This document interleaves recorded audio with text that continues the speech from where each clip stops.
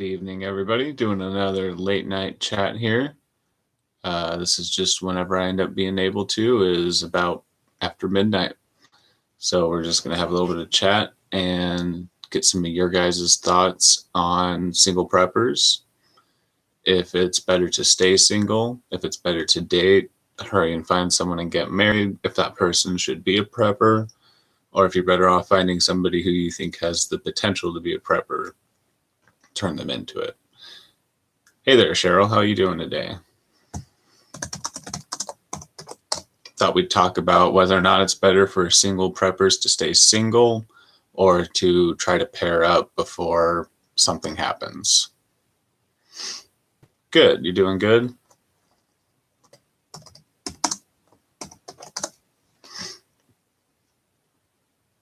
Cheryl is single. I'm also single. I'm pretty happy with it right now. But I think about it a lot because single preppers will be single people in emergency situations. And in some of those long-term situations, you're going to have to be thinking about the kind of people you might court in those situations. Is it going to be better to find your person now or then? Or stay single throughout? And would that be easier or harder? There's a lot to unpack there. So I'm looking for some opinions before I start doing my thought pieces on it, basically.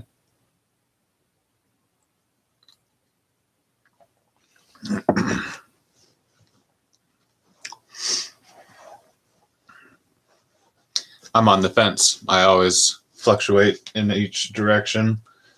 What I think, like I said, I tend to like being single, but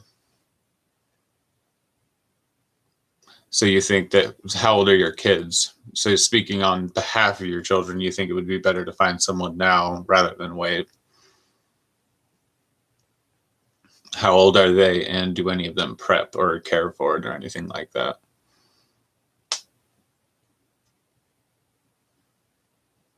Twin sons, 20 and 23. Okay. So a bit younger than me, but not outside the range of being comparable.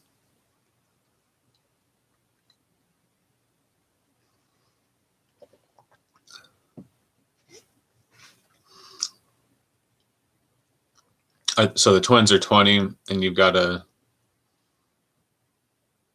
23-year-old son, Chris, that preps. Okay, gotcha.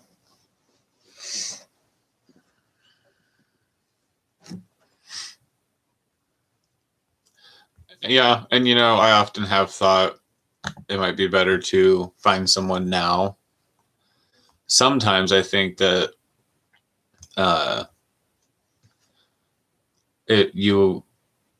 after a collapse and emergency type situation, you would be able to tell, obviously, the people who were coping with it better. And that's something I often wonder. I often think that a lot of people are going to run into finding out that their significant other cannot cope with the situation, or even if they are preppers, one of them was only doing it as a fantasy, and so things unhinge. So I just often think of it, one thing I think that preppers need to confront is whether or not their significant other is going to be a viable option for some of the emergency situations that we talk about, or if that's going to be its own shit hit the fan that they're going to have to go through in the middle of something else when their significant other just completely freezes and can't even have a conversation about anything. So sometimes I do think you would, as a single person, not have that to worry about, not even have, there's just a lot of complexity that's added to the situation when you have responsibility to another person. I already have to deal with worrying about my family and stuff like that. So adding another person, when I have been with another person and we were prepping together, there was always the question of whose family are we going to bug out to, in what situations and stuff like that. Would we be able to get everybody together in one place, and how would that work out with all the personalities? And then a single prepper could then, in the emergency situation, if they had the luxury of picking who they chose to court could then identify what people were coping with the situation better. But in the same hand, you might not get any luxuries when it comes to picking who you're going to court. You might end up stuck with somebody just because that's the way that life goes whenever there's a lot going on in life. Yeah, I can see why being a prepper, Cheryl, would be difficult as a young kid if you're going to be open about it. And your friends are going to know that that's something you're pretty into. Then, yeah, I can imagine why, because young people just don't get it. I have a lot of coworkers who are young, even high school age. And if I ever let them know that I prep or talk to them about it, they get it. They interact with the idea well enough, but they don't really absorb it like it's something that they would do. It's just I'm a person with a really interesting hobby or something like that. But it's eccentric. So it's not really something that, yeah. So I understand why that's difficult. I didn't really ever prep whenever I was younger. I was just always the Boy Scout guy. Even whenever I was getting into high school and stuff, we were still hiking and doing all that stuff. So that was just, aside from being a nerd, that was my niche. So, yeah. And especially, well, if you having prepper friends, it's just hard to have full trust in people because people change. You just know that you can't really rely on them to be in your life for a long time when you're young, whether that's prepper friends or whatever.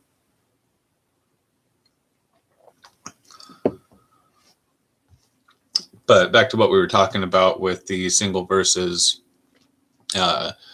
looking to court right now, it's very difficult to find somebody to be compatible with if you're the classic prepper personality, which I don't necessarily consider myself to be, but I think that a lot of preppers have that in common, that even if you factor prepping out, a lot of preppers are somewhat, I wouldn't necessarily say introverted, but prefer isolation to socialization. And so it's already hard to find compatibility with somebody when you have a lot of niche interests, let alone whenever you throw something like prepping into it. So even if you are not looking for someone who's a prepper, it's already difficult for a lot of preppers to find someone that they can relate with or find compatibility with, let alone adding into the mix something that is generally pretty taboo, generally has a lot of judgments attached to it, and is very difficult to get somebody to be invested in from just a cold start. So just generally speaking, it can be very hard for preppers to find somebody that, it can be difficult for preppers to walk into the game of dating, if you will, because that's often what it is.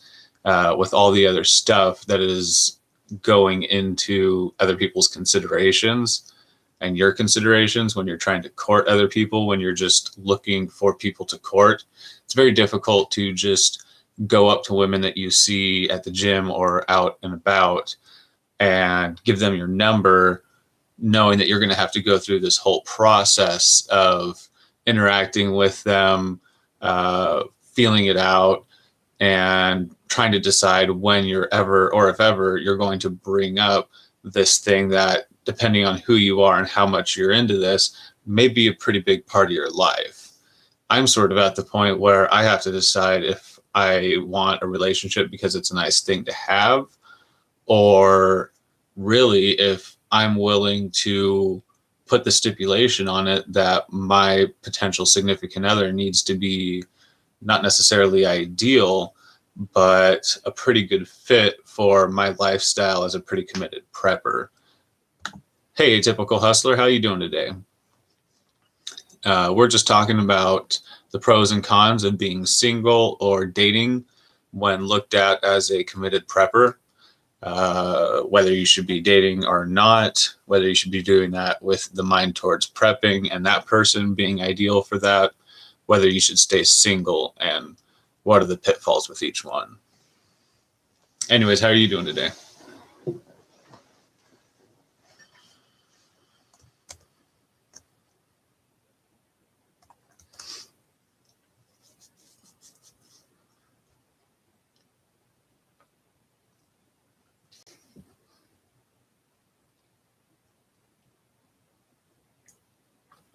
But at the same time, I don't know if there is a preppersonly.com, but people joke about it. I'm sure that there are venues where you can meet people like that. And even lately, I've considered, just as a joke, putting my profile on a dating website or something, looking for a prepper significant other. But like I said, I mean, even if you do find people, which in my area, it's not unlikely that I wouldn't find some young ladies who were already preppers who might be pretty interested in seeing something like that on Tinder or whatever. But at the same time, you're just asking to then need to go through the whole gambit of meeting people and exposing yourself in a way that doesn't necessarily imply commitment, but does get both of you assessing each other, and you need to figure out if you're going to go further with it or back out, with that whole extra added layer beyond just are we romantically compatible, but also we are assessing people as potential apocalypse partners. Good to hear you're doing good, Atypical Hustler. Yeah, I don't really think that if I was to decide to start really courting again, I would require that the person have a prepper mindset. But as somebody who cares a lot about it myself, I would be pretty much constantly assessing them for how they feel about it, how they feel about it as a hobby for me, because it wouldn't take long if I was considering somebody. It wouldn't take long for me to confront them with this as being a pretty big part of my life, and probably something that's going to continue to be a bigger part of my life.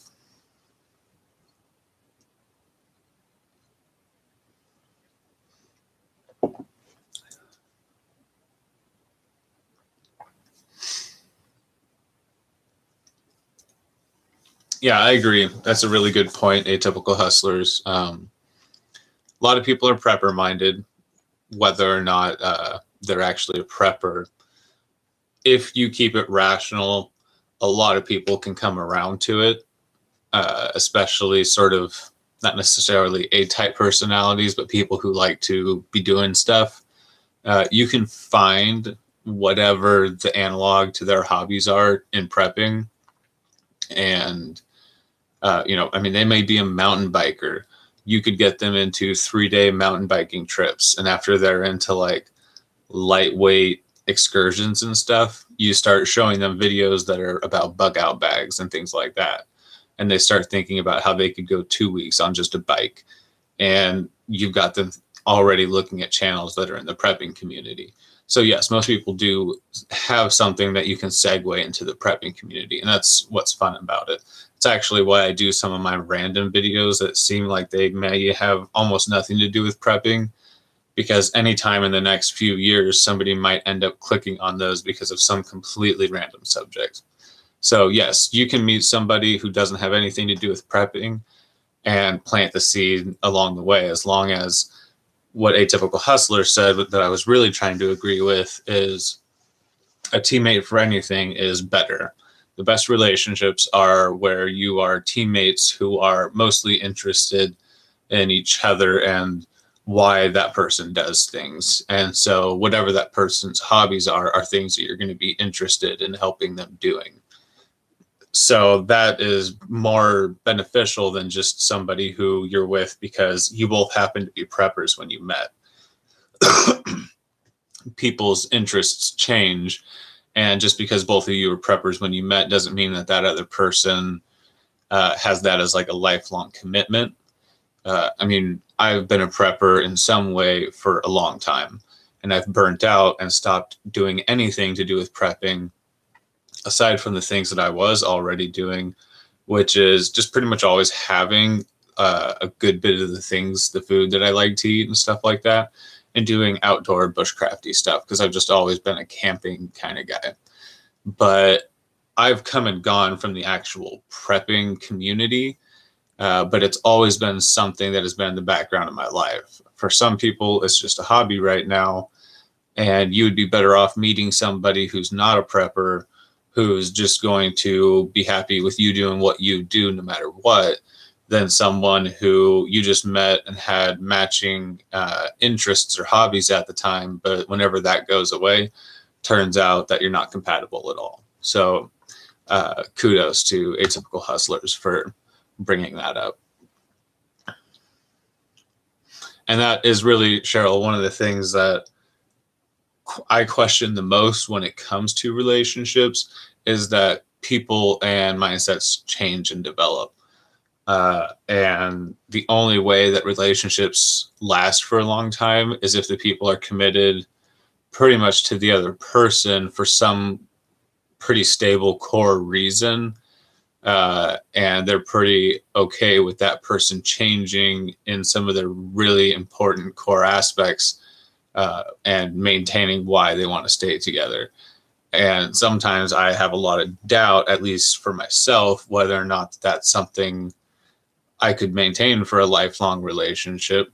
I think a lot of people do struggle with that. And that's why we see, at least nowadays, the problems that we do, because people do have a lot of opportunity to change, to have things come into their life that maybe wouldn't have ever happened before. So especially whenever you're talking about SHTF or grid down or just changing needs in life type situations, I often wonder what that's going to do to relationships that are founded on a grid up, internet's up, just current society standard.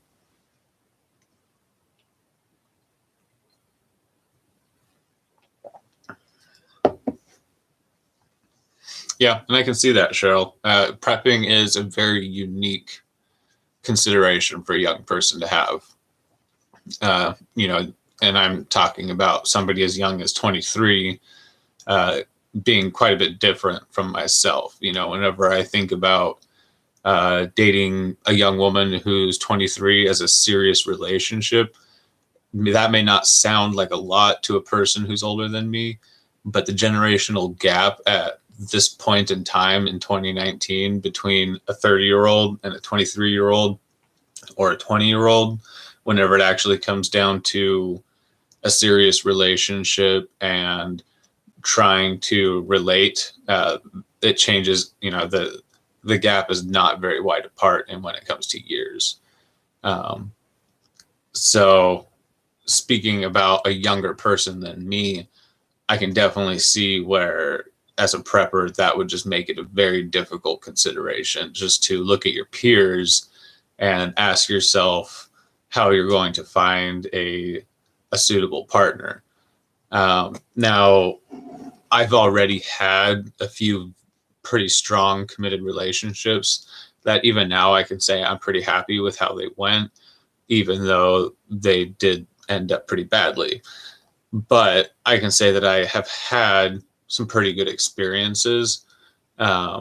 So I wouldn't necessarily discount that young people do need to be able to experience things to know what they want and stuff like that.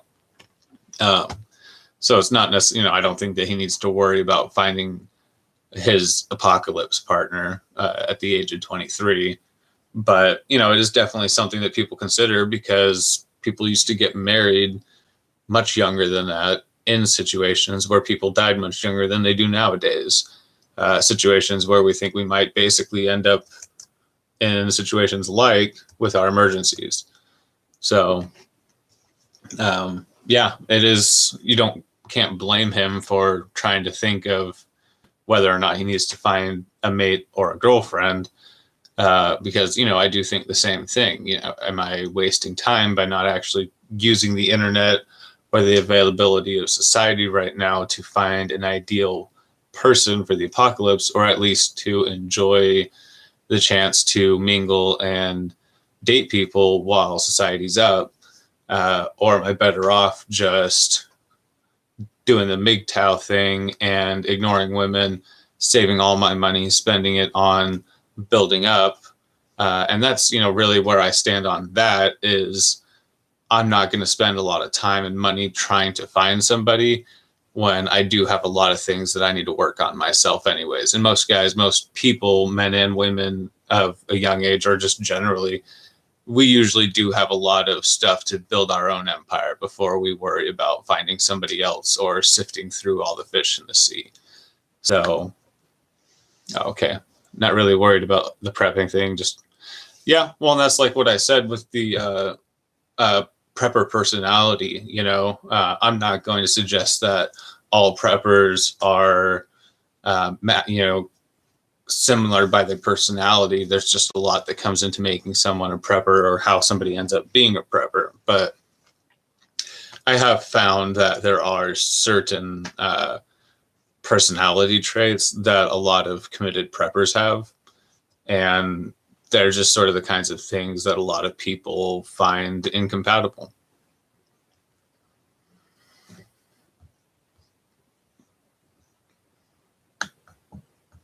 I don't necessarily want to go back to the introvert comparison because so many preppers are A-type personalities and very capable of socializing. But at the same time, it's the analytical nature of a prepper that makes it difficult. An analytical person often has a difficult time in a relationship because it's very difficult to ignore some of the things that you need to ignore when you're dealing with humans at just a constant, intimate relationship level. Preppers tend to be analytical and have a hard time ignoring things. So it's pretty hard to be in a long-term relationship whenever you notice every single little thing that the person does that may annoy you or something like that. Because a lot of people just sort of glaze over those kinds of things. And so that might be what I would say is maybe one of the combining factors that might make it difficult for preppers, but there's just a lot that goes into it because there's just a lot of different personalities when it comes to prepping. So.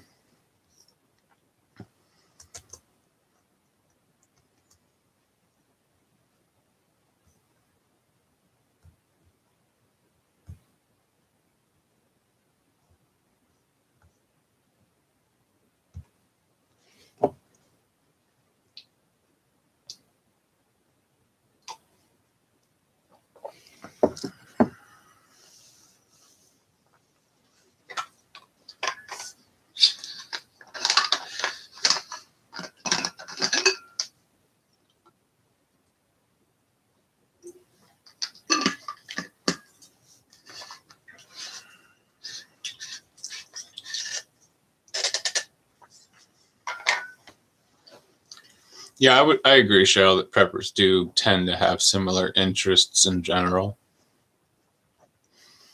I mean, a lot of the channels and the people that you see interacting do tend to. I think that there is a lot more variety than we tend to give preppers credit for. A lot of us don't necessarily talk about our personal lives so much. So, you get a little bit of insight to it whenever you're running a channel, not necessarily because you have these secret insights, but just because you are interacting with a lot of people. You're in comments more than a lot of just audience members tend to be, dealing directly with people who are ready to tell you stuff. So I have been somewhat surprised by the variety of preppers that are out there. It's not necessarily just, like I said, the A-type personalities that you see on videos and stuff that are just sort of gung-ho about it. There are really a lot of just very, very different people who have ended up prepping. And I think that the scope of who gets into prepping and just survivalism in general, I think that broadens as time goes on, because there are more and more reasons for a person to realize that it's a thing to think about. Oh yeah, I agree. I do absolutely agree, Cheryl, that you can tell by in comments what people talk about, things like that, that the majority of people who are actually out here commenting, interacting and stuff are generally from the same mold. They're going to end up being interested in the same things. Hey, Susan, how you doing?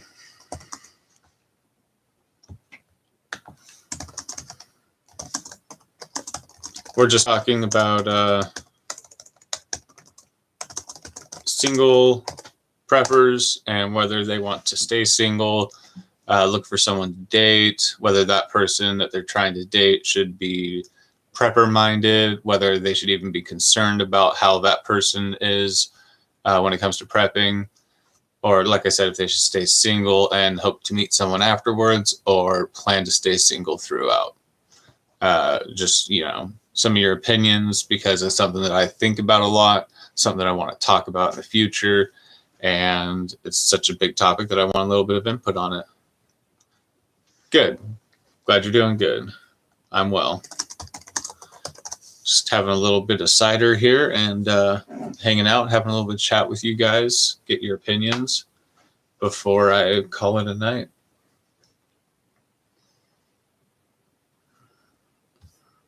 What are you guys up to, Cheryl and Susan, aside from sitting here and chatting to me? If you were single, you would probably want to find a prepper. And I'm often there, if I'm going to put limitations on it. I'm not a very picky person. I want someone who's intelligent and interacts very well with me, and just, general compatibility when it comes to knowing that we'll be able to do our things and stuff like that without being too bugged that the other person wants to read or just whatever have you, the general stuff, the right level of clinginess or whatever. But then you also have the consideration of, do I want someone who is a prepper? Just got home from the store. Cool. I just got home from work and errands in the gym and stuff a little while ago. Decided to just have a chat since we have the time. And Cheryl was checking out videos whenever she dropped in.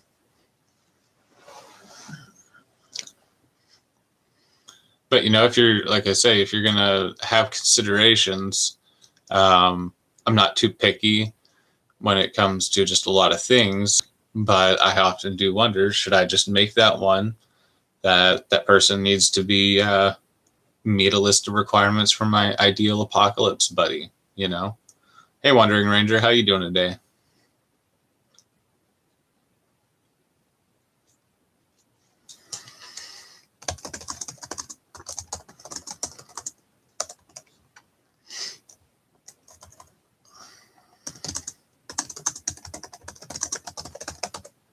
We're just talking about whether or not preppers should stay single, start dating, and whether or not they should date with an eye towards preppers. Oh, yeah, that's right, Wandering Ranger. You're in the UK, aren't you?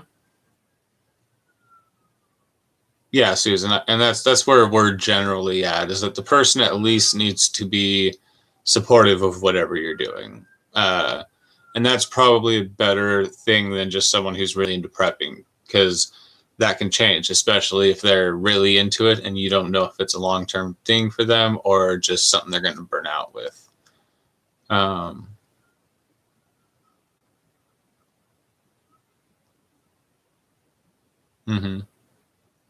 Yeah, Cheryl. Find someone for life as is and work on the prepper part together. Yeah, exactly. Your partner needs to be somebody that's going to stick around either which way, and then that's probably going to lead to them wanting to be involved in what you're doing, especially if it's something rational and beneficial, like prepping should be.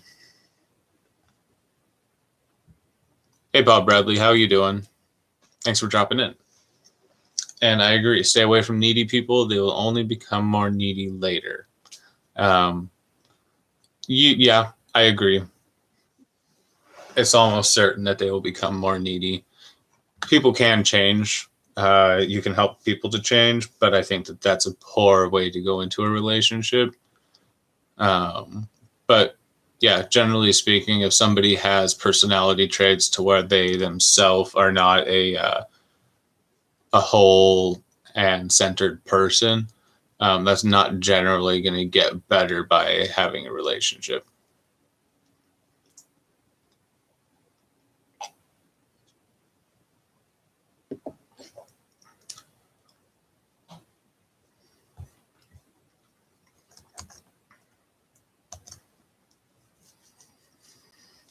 Yep, it is, Susan. And that's really part of the conversation is it's already difficult to find a proper partner, especially whenever you start whenever you're really looking for long term and asking yourself, how long can I see this thing going? Uh, you know, then you really start adding in, can this person handle a serious hobbyist essentially, because uh, even at just the most zoomed out level, a prepper is a pretty serious hobbyist. And so you need somebody who's going to be okay with you doing things and not necessarily want you to sit around watching TV with them all day long. And that's what a lot of relationships are. I've been in that relationship. But at this point in my life, if someone wanted me to just sit around with them watching TV for a long time, it probably would not be something that I would be interested in having a long term relationship with. So that's already a big consideration, is just that when you're a prepper, you are not someone who's necessarily, I mean, plenty of preppers do have plenty of leisure time. They go and do all kinds of stuff. But it's a regimented life if you're really getting committed to it. And that's something that a lot of people aren't necessarily into. They like their leisure to an extent that prepping would get in the way of that.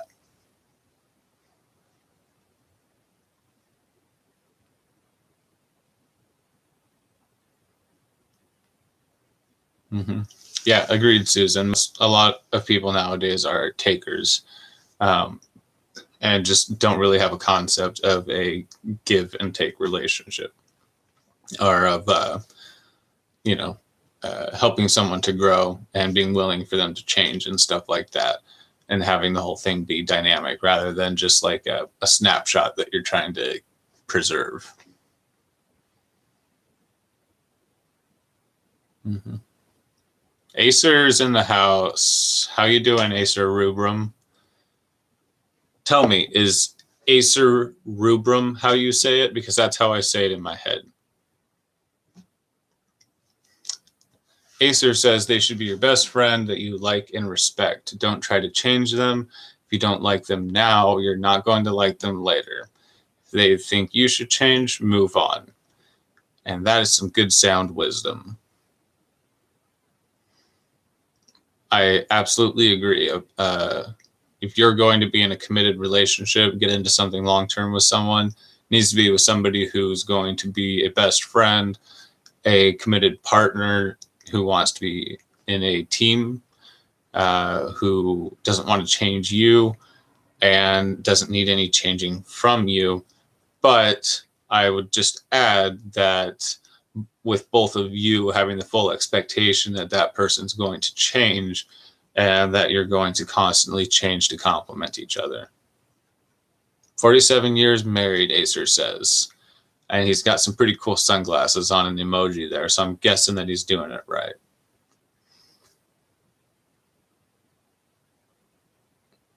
I agree, Susan. Love should not be blind, but be in spite of faults and things like that.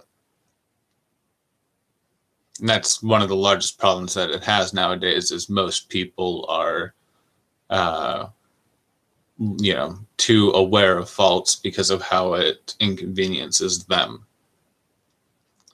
Yeah, I agree, Cheryl. Congratulations, Acer, on the 47 years married. That's becoming more and more of an accomplishment every day, not just on your part, but in comparison to the rest of society.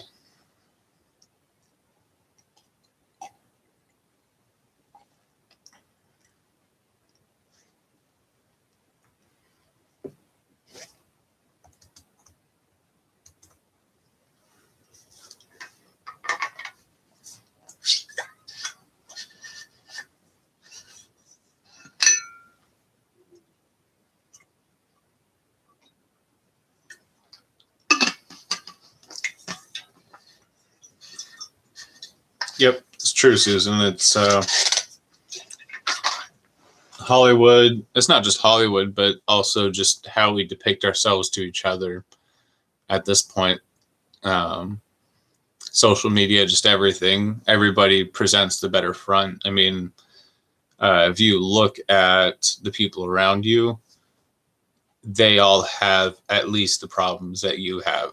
And statistics say that if you're average, they have a 50% chance of having less happy circumstances than you do, no matter how happy they look. So not only can you use that to empathize with them, but it's true. Life is not perfect. It's not as perfect as Hollywood or the people around you make it look. So don't necessarily be so hard on yourself for the problems that you have. But yeah, be ready for things to not necessarily be all peachy keen all the time.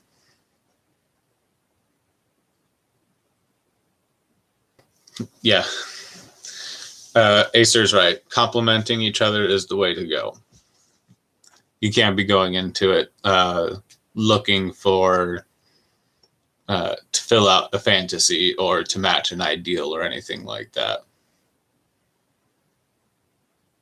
Don't watch romantic movies or read romantic books. It's true, I've read a lot. I always liked sort of teen fiction, all the whatever was popular at the time when I was reading and didn't have something else to read.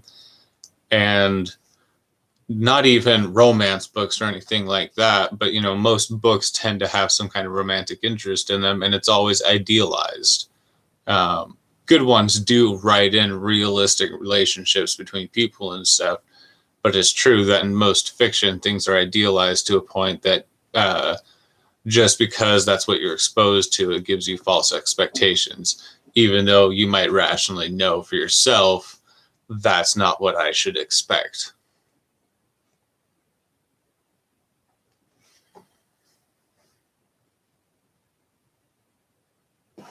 Exactly, Cheryl. Nowadays, people do feel entitled or expect you to change because yeah, Susan, thank you. Yeah, people are looking for you to fill their niche. They're trying to order the ideal significant other, hoping that it'll come ready-made. And the problem is that no one in their peer group is ready to fit that role. So it's just, a bunch of selfish people, not necessarily selfish in every way, but people who have basically told themselves that they will be able to have a relationship and be selfish at the same time. And that's just not the case, especially whenever it comes to their peers in most cases. There are fewer and fewer people who are fulfilled by simply fulfilling others. There are usually those who give and take in a relationship, but as was said earlier, there are just more and more people who are looking to take, and fewer people who are actually rewarded by the giving, which both people really in a relationship need to be looking to give to the other, looking to be the one who's trying to do more for the other person.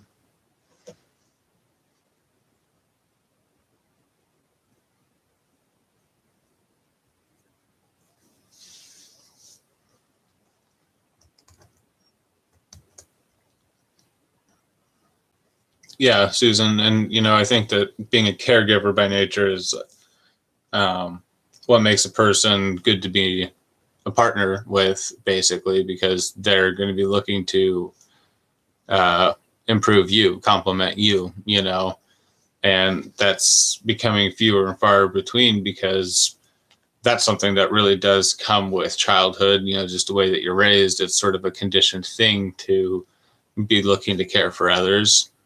And just because of a lot of aspects of society and life nowadays where things are available to you, I think that scarcity, the fact that you had to, share as children, you don't necessarily have to share as children as much nowadays because everything comes in a large enough pack for everybody to get one, just stuff like that. The difference between growing up, even just in the 90s, the early 90s, or the 80s, or earlier than that, And later there's just so much commercialization of everything. And I think that that does have a big result on how people expect their rewards to come and how much they expect to put into something before it ends up being the way they want it. And you just can't click filter boxes when it comes to people, even though internet dating sites do tend to make it almost seem that way. I could probably use an online dating app to find a person who is a prepper, farm girl, kind of ideal person, and then end up in a relationship and be together for years, maybe even start a family before realizing that we were only just getting through the stage where the hobby is the main thing keeping us together. And if it wasn't for that, we just wouldn't really like each other. So I don't necessarily think that it's just the best option to go straight for the, I'm going to look for the person who matches my ideal prepper template, or any template, no matter what you're looking for in a person, because you're pretty much giving yourself tunnel vision, almost guaranteed. And if you find the right person, it'll just pretty much be because you were lucky.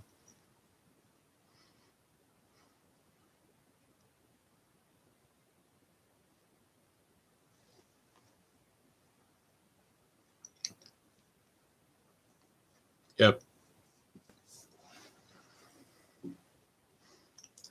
Yeah, my grandmother had Alzheimer's, so she lived with she and my grandfather lived with my family for a while. And nowadays, my father's sort of disabled. He's filing for disability, and he really should be getting it, but they're resisting it. But he's in pain. Basically, he has just a lot of inflammatory issues and stuff. And my mother does as well, but she's able to still work. But I do a lot of things around here for them. So, but that's not necessarily the case for a lot of people nowadays. It's becoming more and more common for people to have caregivers, professional caregivers in the house, or just to have some other option besides grandchildren or children that are helping take care of people. And so people just are not used necessarily to the idea of being used to or rewarded by the idea of waiting on someone else, of having that be a part of caring for someone.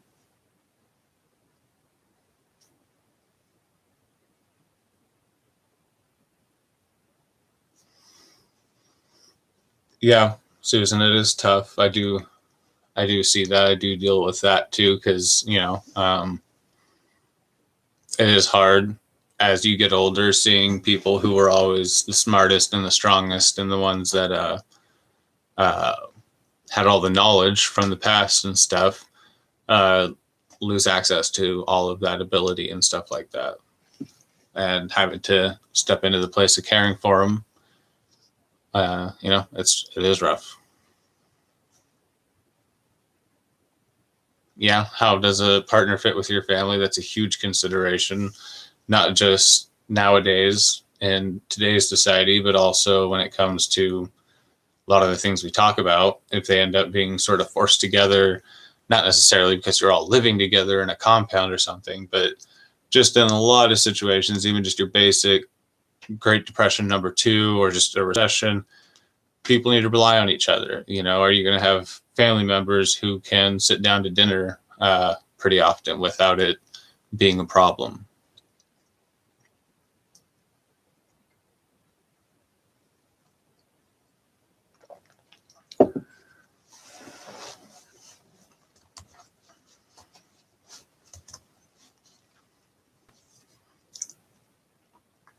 Do I think we're heading for World War III? Well, folks, that concludes our conversation about single preppers and whether or not they should date other people tonight. For our next episode, we're going to talk about whether or not we're heading for World War III. You're fine, Susan. I actually was just about wrapping up what I had to say. So unless anybody else has something to throw in on that conversation, I'm going to be doing videos on it. So mostly, I was looking for what you guys had to say, have a little bit of chat on that. We've actually gone much longer than a live stream usually expects to go for staying on subject matter. So it's a good segue. I was mostly just saying that because it is nice for when people rewatch the live stream to give them an episode length type thing. So you're just fine. I was being a little sarcastic with the cutscene thing, but yeah, no, that's pretty much what I have to say on the topic tonight. I'm going to get back into the single preppers and dating and married people and break them down into different videos. But oh yeah, no, you guys have been great giving input on that topic. I really appreciate that. We'll talk about the gas jumping up and World War III because I do want to keep chatting with you guys, but I'm going to fill up my cider. So give me just half a minute here.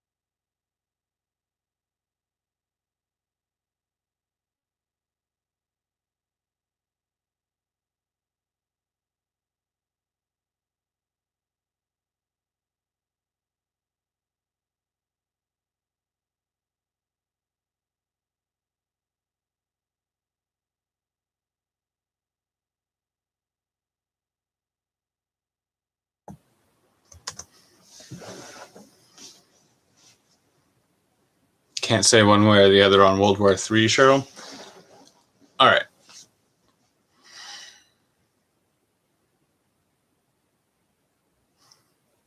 Yeah, something is always going to happen. I don't know enough to really make an educated guess on whether there's a World War III or any major, geopolitical war coming on. I know that there's the trade war thing people are worried about. No one that I respect or would be alarmed by saying something like this. No one that I listen to has really said, holy crap, about this. So far, I've pretty much ignored the trade war hype. In my mind, it's just as likely as anything that it's part of the mainstream media hype and conspiracy theorists jumping on to wanting something big like that to talk about. But they're always going to look for something to come down on Trump for. I'm not his biggest fan, so I'm not saying that like, oh, they're always looking to dog him, but they are. It's pretty obvious that a lot of people on both sides of the so-called aisle look for reasons to come down on Trump. So you really just can't necessarily trust them hyping up tensions. I think that the geopolitical system, the economic system, is a very strong spider web that keeps everybody reliant on each other. I think that if China really wanted to start World War III, they need to be prepared for a good chunk of their population to starve whenever all of this postmodern crap happens. That is almost guaranteed in most of these situations. Yeah, there's already food rationing in several countries. So I see non-intentional events as more likely, or terrorist events, unrational third-party actors and acts of fate to be more likely than a nation state or geopolitical events causing a very, very serious event. And I, as a prepper, outside of gas prices, food prices, I don't really consider war to be something that is going, unless it actually causes a strike on homeland that I need to worry about. I know that politics and conspiracy theory and what the government's doing often does haze into what preppers worry about. But a war, I don't mean to sound callous, I don't necessarily agree with a lot of our geopolitical policies, but the United States invading another country has not caused an SHTF for United States citizens. And so from the perspective of me as a prepping channel, I don't necessarily worry about tensions with China until someone says, holy crap, something is happening where China has cut us off from a trade route or something that will actually severely increase prices in a way that will affect the way that people prep.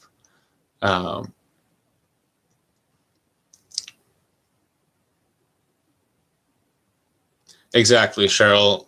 And that's sort of my concern, Susan, is what Cheryl just said, is it is so hard to trust what YouTubers say because none of them are going to be, I mean, so few of them are going to be honest about whether or not they're hyping it up. Or, you know, so few of them can be honest because they themselves don't realize just how into the fishbowl effect they are. You know, they're just in a sounding board that is, you know, we all watch the videos that we want to watch. And even if you try to watch videos by opposing points of views, you're still in the same debate. You're not necessarily going and listening to the views of people who think that the whole debate is crazy. So, like you said, Susan, some people say it's coming to our shores, but I mean, people have been saying that for so long. I remember, you know, 10 years ago, it was because the economic trade zones where the Chinese can actually manufacture things in America and sell them to Walmart and stuff without having to ship them here, but still pay the tax, you know, the lower taxes for shipping things from China, essentially. But they actually have Chinese citizens working in factories here in America, living under Chinese laws on land that has been purchased by the Chinese government. And that was supposed to be the beginning of them like trying to start their foothold in purchasing out land. And that may be a thing. But my only point in that is I've heard so many times from people who were insisting that that was the case, that this was happening or something, that it really is just hard to know from what people are saying. And there are times when you just know when someone is saying, no, this is the case. Here is irrefutable proof that this is a situation that is developing. And I just haven't seen that with the World War III or the trade war yet.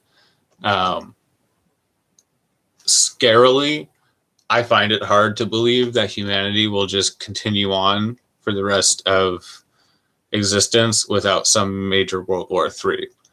I do pray to God that that is not a nuclear war. I also find it unlikely that humanity will just go for the next 1,000 years without anyone using a nuclear weapon. I do tend to believe that we're past necessarily the all-out nuclear war, because that was, I mean, if you look at the strategy for all-out nuclear war, they plan to drop 60 nuclear bombs on like individual cities just to make sure that they got it all. And I don't think anybody's planning to do that because we have a fraction of what we had. So when people talk about World War III, I think they often get the idea of the Cold War World War III, like that 1969 World War III, where there's just 27,000 nuclear bombs being launched by both Russia and America. And I don't see that being the case. But could we end up with the entire world embroiled in war like World War II, but with just modern day lines and slightly better artillery and planes? I do think that could eventually be the case, but I don't think that we're heading right towards it now. If anything, I think that right now we are in a slow decline into just things always being more expensive and us never quite realizing that the second Great Recession happened or that we're even in a Great Depression, because they actually let it all happen so slowly. We haven't had a good boom and bust cycle since 2008. And so it really just sort of, it seems a lot like someone is letting just enough into the economy to keep it from hitting hard all at once. And we could just easily find ourselves realizing that things have not been as good as they should have been. None of us have made the wages that we should have or anything like that for decades. And by then, it might be too late to get a good nest egg saved. So I do think that the slow decline is much more likely than any of the big events that some people are, always hyping up.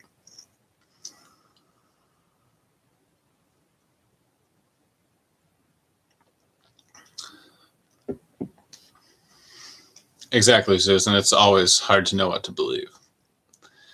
Army War College has a great YouTube channel. They're more interested in asymmetrical threats rather than World War III bullets and bombs. And that's the other thing, Acer, is asymmetrical things. There are a lot of unhappy Americans, a lot of Americans here in America who are unhappy with the system. How long ago did the movie Fight Club come out, where a bunch of anarchists use bombs and hacking? Well, I don't know if they used hacking. I think they literally just blew up credit buildings and that was enough, which that would never be the case today.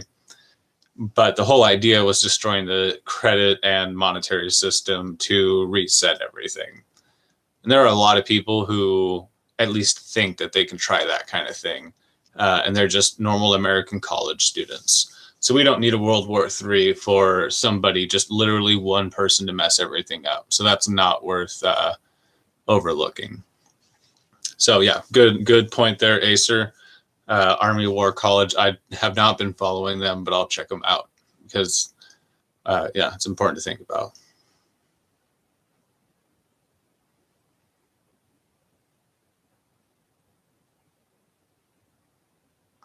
Yeah, Ranger, I think essentially that at this point everybody realizes. But even the EMP, I do, yes, it is better. But for one thing, we have the mutually assured destruction with the EMP as well. So nobody can EMP anybody with, at least if they have submarines. Any nuclear submarine country has the ability to EMP you back, or just nuke you back if you EMP them. I truly believe that if we get EMP'd, we can, as citizens, be pretty confident that within the next week or two, most every major country in the world will also receive one.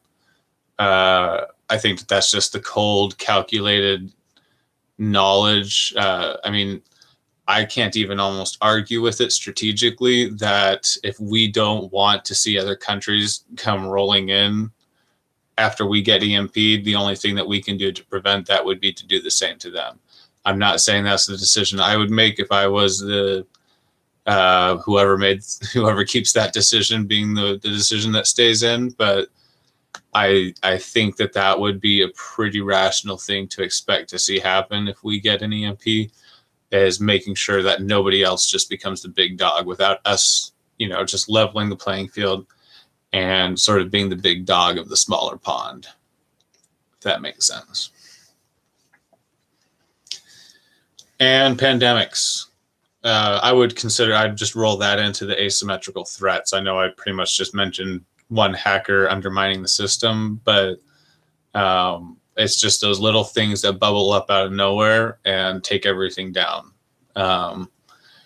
So a hacker could bring down the internet and that just ripples out and takes everything out. One pandemic, just the Spanish flu mutated again could be enough to, just any of the SHTFs basically. But I really just think that there are those quote unquote smaller ones that we all sort of, don't take for granted. A lot of people do appreciate the gravity of a pandemic or things like that. But, like we've been saying, World War III is a big event. It's one to keep an eye on. And I do believe that geopolitical uh, events are important to keep an eye on. But when it comes to my life right now, I think that the way that China will affect me most is going to be through the prices of goods. But I also know that in my personal budget, there are still things that I can do to fight that. So when it comes to things that are actually going to affect me on the ground, I don't look for World War III or Iran or anything like that so much as I do just your regular local stuff, like perhaps a pandemic coming around, chemical spills, just whatever, fire season coming up, whatever have you.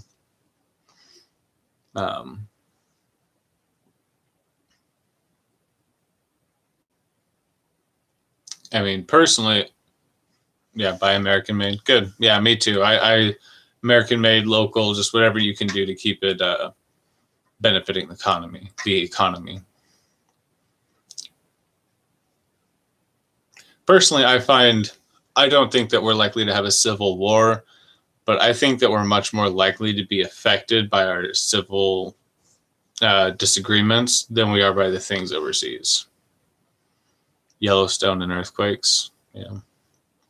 Yeah, just local stuff. I don't know. I don't worry about Yellowstone beyond just what general preps. I already have somewhat of an ability to seal my house against that. I'm right in the range of where I may either be gone in the first minute of Yellowstone or just be right on the edge of surviving it, the initial blast. So that would mean that I would need to leave very quickly before about 10 feet of ash lands on my whole area. But I'm pretty confident that Yellowstone would take me out almost just right away, if not pretty fast afterwards. But if that did go off, it would just be, it really is hard to actually cover. I haven't done Yellowstone yet. Yeah, don't breathe the ash. I'm in Idaho, Atypical Hustlers, near Canada.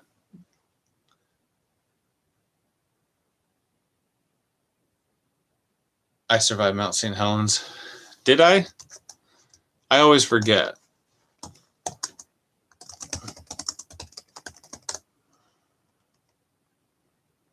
Nope. I was born in 89, Acer. I was going to say, I don't remember it if it did go off whenever I was a baby, but nope. I wasn't even a twinkle in anyone's eye by then. Sorry.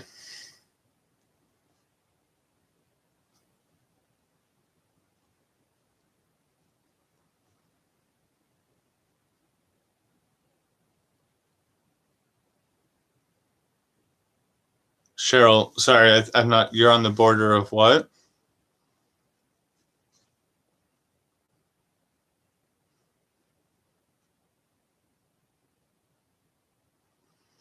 Sorry, Acer. I actually know quite a bit about enough that I obviously don't think I remember it. Southern Missouri. Oh, okay. Gotcha. So you're on the border of like the immediate blast zone of Yellowstone. Is that what you were saying? But yeah, I a lot of those events, person like me gets pretty intimate understanding of. So you almost feel like it happened when you were a child and you've been told stories about it.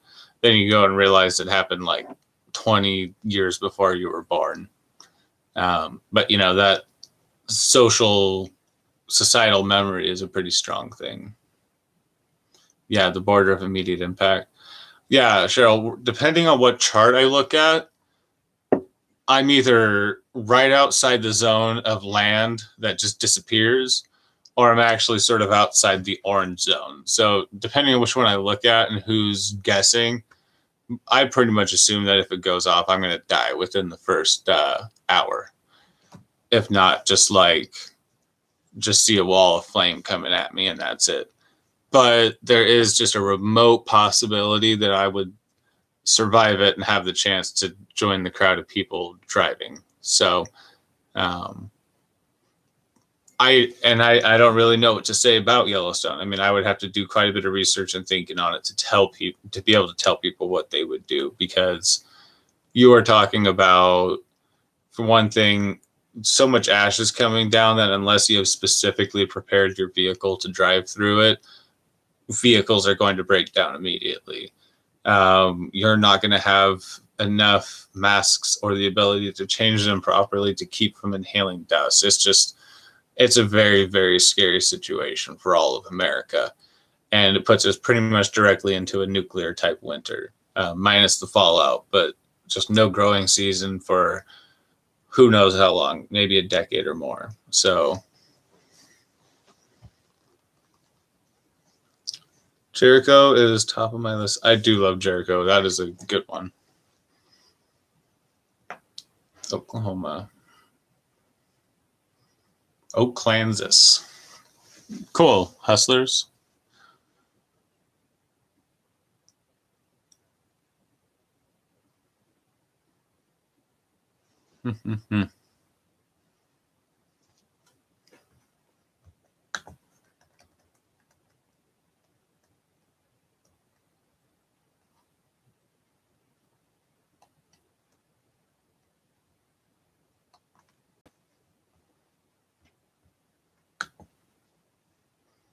Indoor growing. Yeah.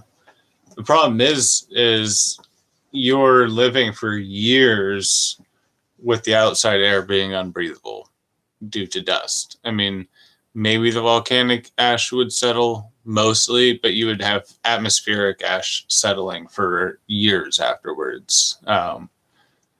So you're filtering everything, whether you're breathing it, filtering it before it comes in. So it would just, I mean, indoor growing, it would be so difficult, really. There would not be enough trees to last through it, just sort of like a nuclear winter. People want to cut down trees and burn them for fuel if there's not going to be any solar power. But it would just, within a year or two of grid down, most populated areas won't have enough trees within a distance that you can haul them reasonably. So it's just some of those situations where you've got long-term without sun kind of stuff is where it really, really, really does start having a much steeper kill-off rate, where even just 1% of preppers, where you're getting down to 0.01% of the original population surviving. That's nuclear winter. That's the American continent under Yellowstone. So just stuff like that, very ugly. But that was, earthquakes, like was originally said. I forget who it was, but we were talking about preparing for things that just, I think, have a likely impact on me compared to things like World War III. Yellowstone, I do lump in with things like, oh, that could happen anytime. And I agree with that. Earthquakes, Yellowstone. But Yellowstone also might not happen for another 250,000 years. Just because that looks like how often that happens and we're sort of due for that time period doesn't necessarily mean we can really expect that. Because if you do look at the geological record, events like that also do just skip a million years or something like that. So while it could happen anytime, that yet again could just be a little bit of hype that people like to say, oh, well, it could happen now. We are sort of overdue. But I don't necessarily worry about it specifically so much as I do an earthquake, because even though I'm in a very landlocked and supposedly tectonically stable area, there are some very old fault lines in my area that could just go ahead and have an earthquake sometime. So, and if California had its big earthquake, that may very well knock a building or two down over here. So I do agree that earthquakes and just stuff like that are things that we do need to worry about. And yes, the worst thing, Atypical Hustlers, about Jericho is that it stopped running. I still wish that they could do a continuation of that in a decent way, but maybe they will. They're redoing everything nowadays. So yeah, Susan, but think about how many trees you would need in a year to run your house, especially if it was almost just freezing temperatures all year round. Now imagine hauling that wood without a truck from wherever they are, and everybody around you hauling at least that much. So imagine you and everyone around you using at least 10 cords of wood a year. And now imagine how far you'd have to go to haul that back to your house without a car after 10 years of doing that. And I agree, I'm in a very good place for that. But even just hauling 1 cord of wood by wheelbarrow or whatever, a cart, I don't want to do that from where I'm at. So you've been picked up by a tornado? Wow. A horse and buggy. Yeah, a horse and buggy would be pretty nice. I want an electric vehicle and a large solar farm.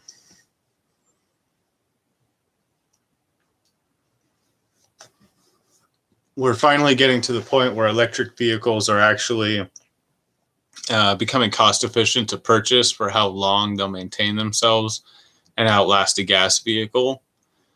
And to the point where you can have a home battery system powered by a pretty decent solar system. And if you don't use your car too much, your home solar can charge it up over a day or two for you to just do a quick little back and forth with it.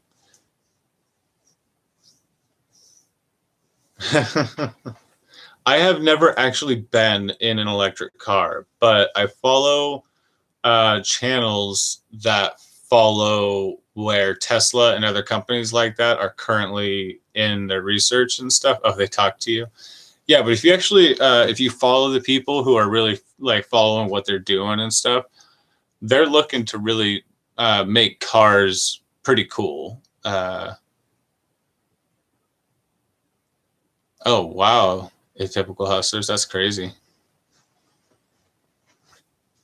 But if what I'm coming from here with the electric vehicles is the battery technology and their efficiency and stuff like that.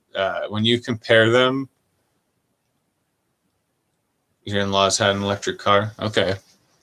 Like I said, I only just follow YouTube channels, and sure, they admit that they're a little biased because they're sort of fanboys about it, but they're also sort of nerdy and analytical about it, and they like to compare stuff and look at numbers.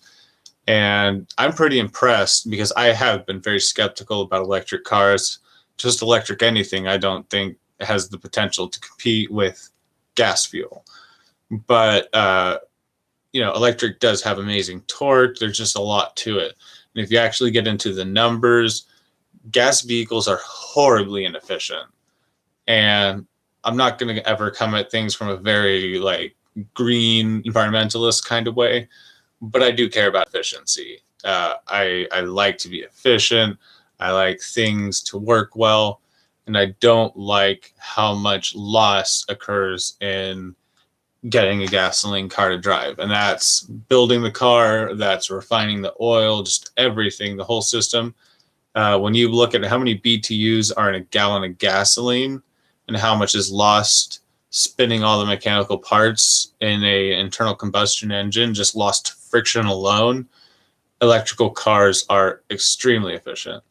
So if you're talking about in a grid down situation, how many BTUs of energy or joules of energy are expended by a gas engine compared to an electric engine, there is no arguing between the two. And the fact that you can replenish one by solar really just knocks it out of the park for me. Now, they're not quite at the point where your usual prepper could spend, because you're going to spend $60,000, $70,000 for one that has a really decent range, battery, everything like that, and then additional money to get your home charger system set up. It's not necessarily there yet for pretty much any prepper to really do as something that they could expect to have work for them for 10 years into a grid down. But it's getting really close to that, and I think that that's a very interesting option. But yes, a horse and buggy could be pretty cool.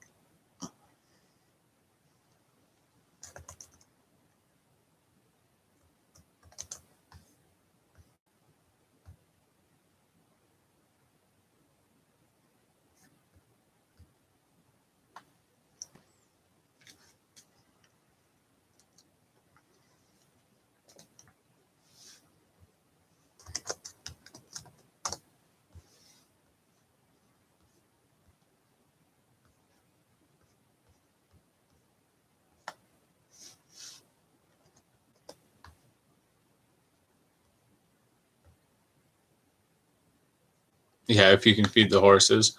Yeah, that's an important consideration. It might be sort of hard to feed all those horses.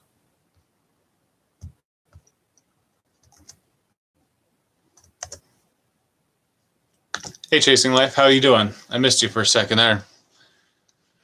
How are you doing this evening / morning?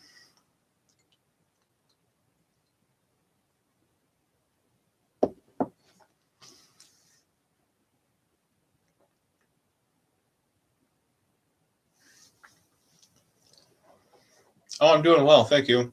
Just having a little late night chat, staying up a little later than I meant to, but I always do that when I'm having a good chat with you guys. Cheryl, don't I think that within a few years into grid down, people will begin to develop helpful things? In regards to, like, you mean not using up as much firewood, and so they'll be able to get by without as much? Is that sort of what you're getting at? I do. I was sort of really getting at really ugly situations, really long-term ones where you're just, really using a lot of resources and stuff like that.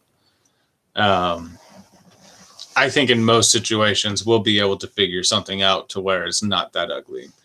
But I was mostly just sharing some thoughts about, if we're in a long-term situation, it's going to be pretty ugly. A lot of people, just because a lot of people feel like they'll be able to just go grab firewood. That'll change very quickly. So it's just something to consider is all. But I do agree. If you're on top of it, if you're trying to be innovative, you're going to be figuring things out by much sooner than a few years into it. Hopefully you'll be developing efficient systems and stuff like that. Yeah, Susan, it is 1:43 here. So yeah, you're 3 hours ahead. Makes sense.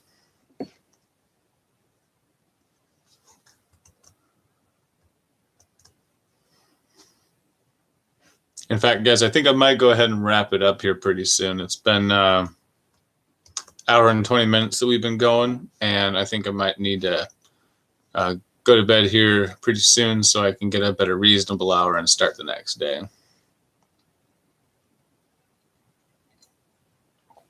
Exactly, Chasing Life. That's why I try to throw those things in there, is just because a lot of people do really have an unrealistic idea of how anything will work, and they just think it's going to be easier than it really will be. And it's not going to be good. That's why a lot of my videos and a lot of the videos of the people that I respect are geared towards questioning. Actually, Bug Out Bubba had a really good video recently that was a VR to one of my videos.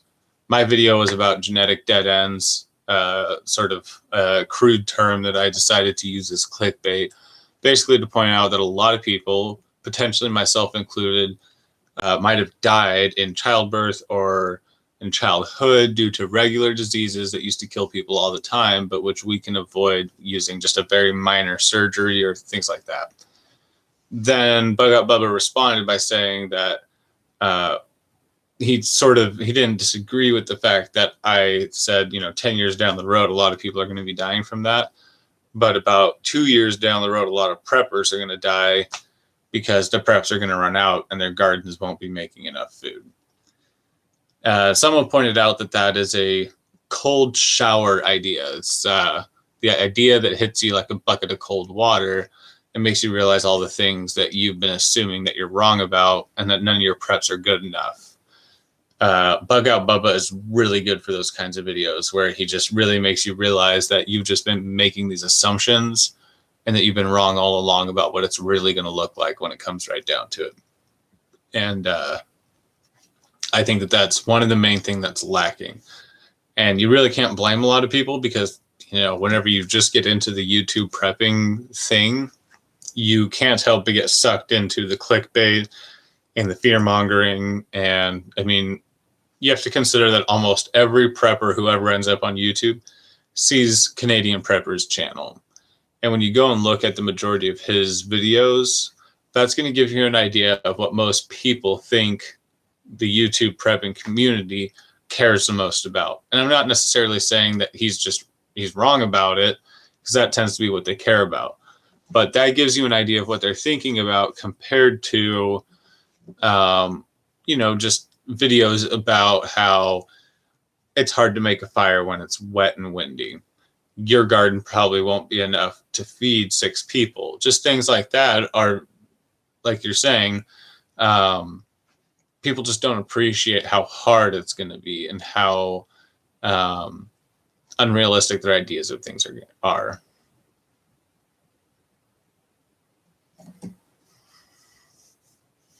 Yeah, exactly. Chasing life. There's always something that you're going to miss, but many aren't even trying to think outside the box. They're just sort of accepting the common wisdom, if you will, without questioning it. Right on, Cheryl. Yeah, exactly. Skills are going to be one of the best things that you can do because they're not really reliant on the situation and fitting your expectations. It's just about you being capable of reacting to different things. And I really like your prepper binder idea. I really need to start getting a lot of my stuff coherent. I think we have a laminator somewhere. I'm going to do a video on why a laminator is a good thing, not just for now, but also for later. But yeah, a binder to have centralized, actually a stack of binders in different places so that everybody has something for different stuff, I think is really essential, because then you have, I mean, just really training material, because as preppers, we're really going to need to get people in line with our systems quickly and easily. We might need to hand them a binder that says, look, here's how to go through my food and all my gear. Here's where it's all at. Here's how to open a Mylar bag without ruining everything inside. You really need to think about, do you have the ability to train people into being preppers' friends? Oh, cool, Cheryl. I still need to back channel your stuff. I have not had the opportunity to go back and watch some of your other stuff, but I mean to. So don't feel like I have neglected you. I do try to catch up on anybody who interacts with me a lot and has videos to watch. So you're on the list. And I am very interested on some of your ideas, because I know that you have the organization and binder thing down. Agreed, Susan. A second ago, you said things are going to get messy fast. I do agree. Whatever the situation, once anything begins to roll, I think people will be surprised by how quickly the effects are seen. Yes, Acer, I'm one of them that is trying to maintain an unrealistic standard of living. The fact that I ever go to fast food or do anything besides eat out of my preps like rice and beans is proof of, oh, I already maintain an unrealistic standard of living. Forget about an SHTF, Acer. I constantly think about how much money I waste just having a modern, decent, whatever lifestyle. I should be riding a bicycle and eating rice. But at the same time, I sort of want to enjoy the world while it exists and prep at a reasonable pace. But I do agree, a lot of preppers are trying to maintain an unrealistic standard of living, both now, just, you know, trying to have the toys and live really good right now, but also afterwards. I think about that a lot, just how bland and dreary life used to be for a lot of people just 100 to 200 years ago, chairs were expensive. I don't think a lot of people appreciate that chairs weren't as common 300 years ago as they are today. It took a significant amount of time for a person to build you a chair. And for you to pay that person for the days that it might have taken them, if they were making you a really nice chair and they were actually having to collect the wood, like good wood, to make a decent chair with, all that kind of stuff took money. Like, imagine building a chair. Imagine building a decent chair with nothing but a chainsaw. Like, that's what a lot of people are going to be trying to do. And so they don't appreciate the vast amount of resources that go into living a modern lifestyle. And modern people do live like kings. And it's just not going to be the case. Go to your playlist. All right. Thank you, Cheryl.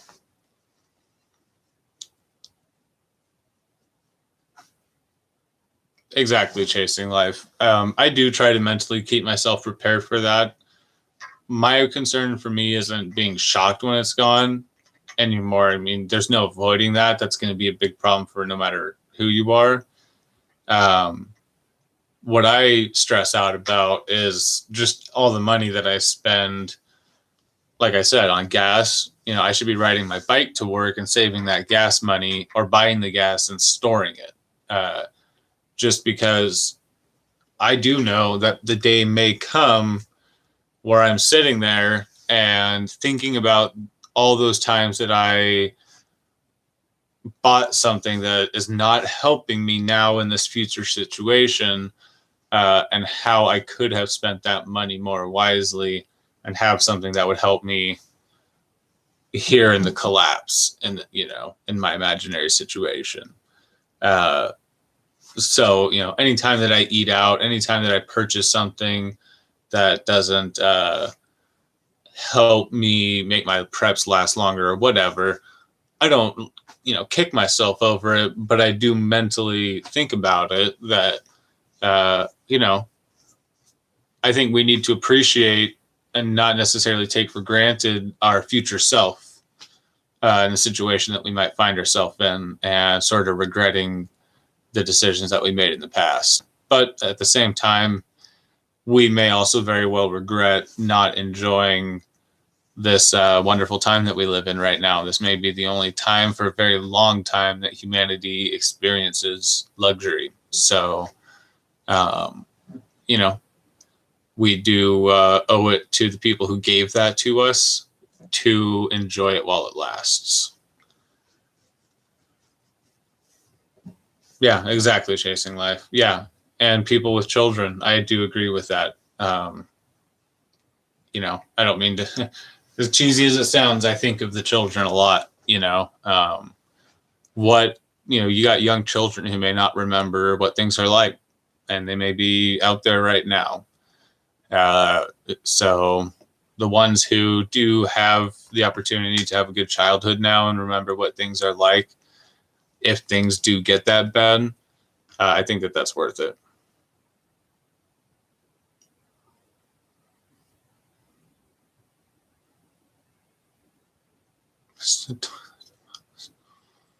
Wow, that's good.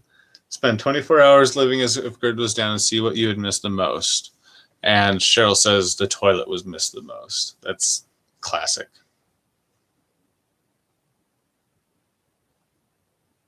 Just getting home after an event is a logistical nightmare. Most of the kids live with their mom on the other side of the city, and the wife works in another, and you drive around 25-mile radius. Yep, that's a very big consideration. It really depends on what the event is. A lot of events, people are going to get the chance to come home.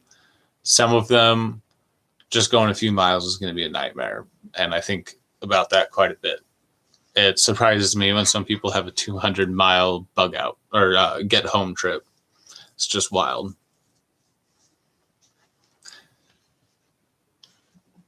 Being thankful for what we have, but plan for days without food. Agrees, Susan. Yeah. Yep. Just keep living, live a reasonable, enjoyable life, and prepare for things that threaten that.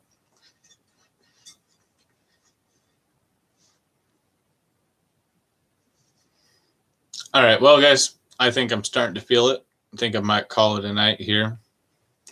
We had a lot of really good chatting. We're well beyond our original discussion of whether or not single preppers should be dating, you know, trying to find people to date, whether that person that they're trying to find needs to be compatible with them for prepping or a prepper already, or whether it's better for a prepper to stay single.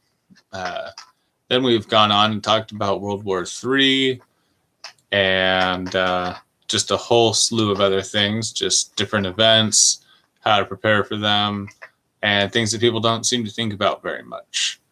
I'm actually really happy with this live stream, guys. Started off sort of slow, but I've been really enjoying the chat with all of you guys. And everything that we've had to talk about in all these subjects has been really relevant. And just, you know, really good thoughts, you guys. I appreciate it. Yep, thank you. Thanks, Acer. Yeah, Chasing, it has been good chat all the way. Both just what our back and forth, the live stream, and the chat in here has just been sort of constant stuff to check into. So if you do rewatch it, make sure to hear what these guys have been saying. So yeah, thank you, Chasing Life. Thank you, Cheryl, for coming in. I appreciate you've been here the whole time, just you and me chatting back and forth. So I appreciate that. Yeah, Susan, I'm glad you came in. It's good seeing you in here again. So, yep. Good night, everybody. Acer, I think I got you. Wandering Ranger, thank you for coming in. Hope you're doing well over there. You're just starting your day, so you have a good one. And everybody else, have a good night, good morning. Thanks for chatting. You guys stay safe out there.